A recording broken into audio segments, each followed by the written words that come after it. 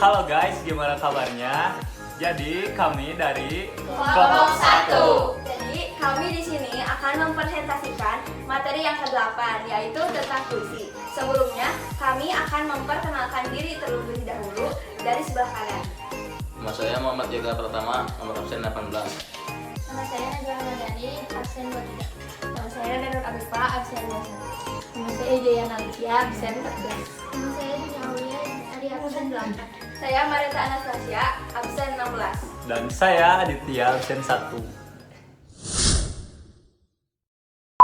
Tentunya kalian pernah dong ketika membaca puisi lalu meninggalkan kesan yang mendalam bagi perasaanmu. Misalnya, puisi cinta yang membuat perasaan kita menjadi berbunga-bunga ataupun puisi kritik yang membuat perasaan kita tersentuh.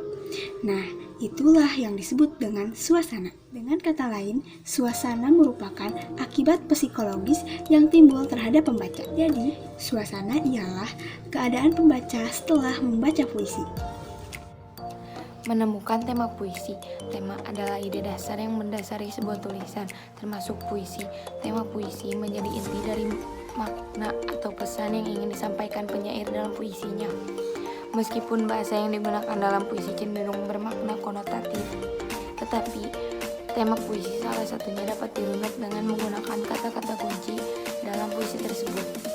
Tema puisi akan sangat menentukan penyair dalam memilih kata-kata yang digunakan dalam puisinya.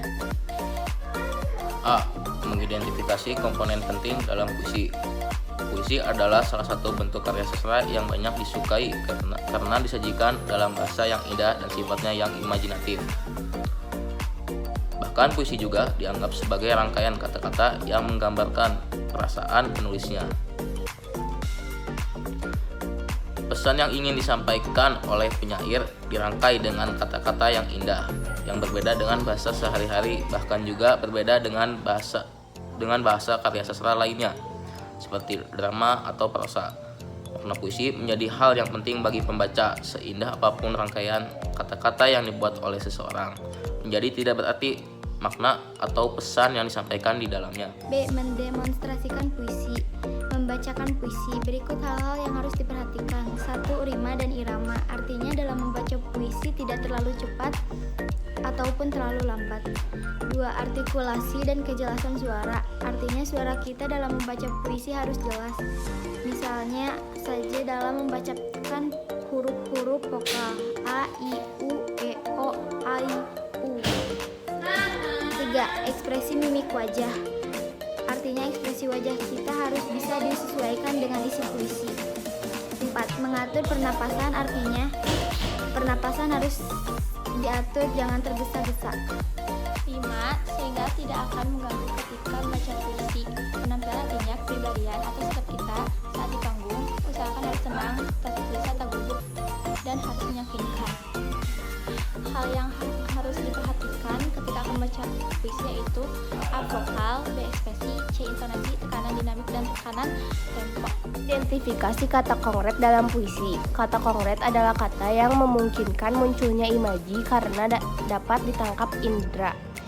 Ini berkaitan dengan kemampuan wujud fisik objek yang dimaksud dalam kata itu untuk membangkitkan imajinasi pembaca. Menjelaskan ritme dalam puisi. Rima persajakan adalah bunyi-bunyi yang ditimbulkan oleh huruf atau kata-kata dalam larik dan bait.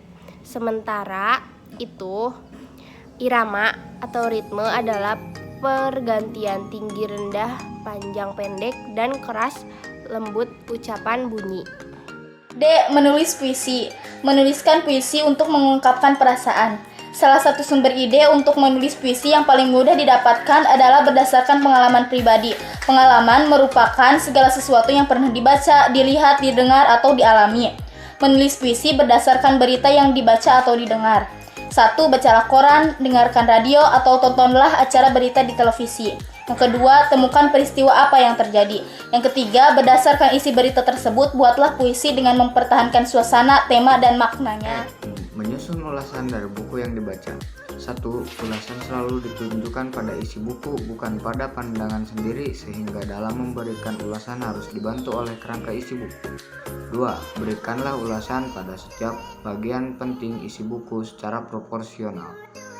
3. Kemukakanlah ulasan minimal satu paragraf singkat pada setiap bagian buku atau fiksi atau setiap bab buku non-fiksi atau buku pengayaan yang dianggap menarik. Di sini saya akan membawakan contoh puisi yang berjudul dengan ilmu. Ilmu. Wahai teman, carilah ilmu sebanyak-banyaknya dan tiada putus-putusnya, dan capailah cita-citamu. Bekali hidup dengan ilmu, belajarlah dengan giat, janganlah cepat engkau berputus asa, hadapi segala rintangan yang ada. Jadilah diri seperti matahari yang tiada henti menerangi bumi. Dan janganlah lupa untuk berdoa agar terwujud semua cita-cita. Sekian dari kami. Mohon maaf bila ada kesalahan. Wassalamualaikum